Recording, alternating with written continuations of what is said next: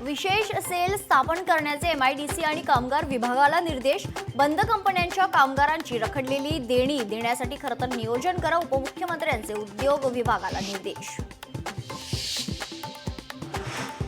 बाळासाहेब ठाकरे उपसा सिंचन योजनेचे भूमिपूजन संपन्न। उजनी धरणातून पाण्याचा उपसा करून सांगोला तालुक्यातील 12 गावातील शेतीचं होणार सिंचन।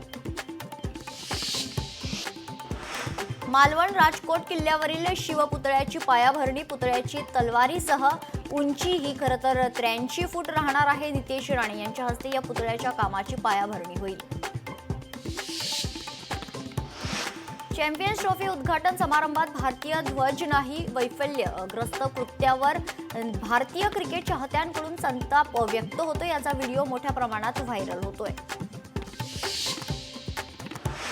प्रतापराव जाधव नशिबाने राज्यमंत्री झाले, ते खरोखरचे मंत्री झाले तरी जनतेला काही फायदा नाही।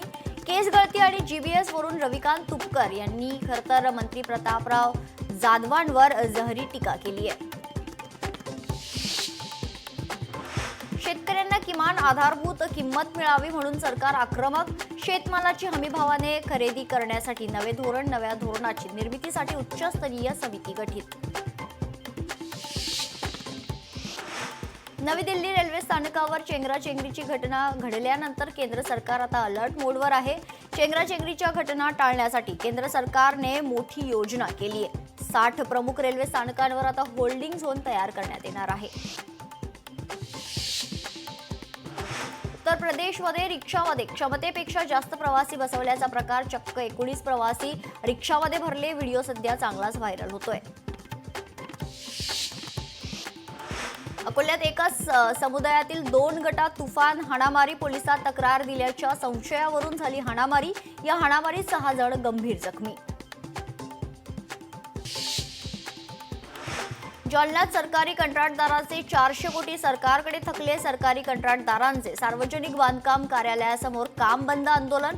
कंत्राटदारांनी 4 चाकी वाहने आणि यंत्रसामुग्री सार्वजनिक बांधकाम विभागात केली जमा।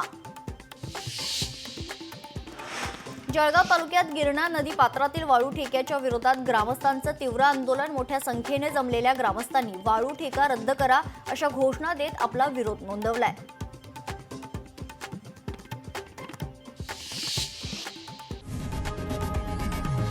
लोकशाही मराठी ऐका, पहा, जागरूक रहा।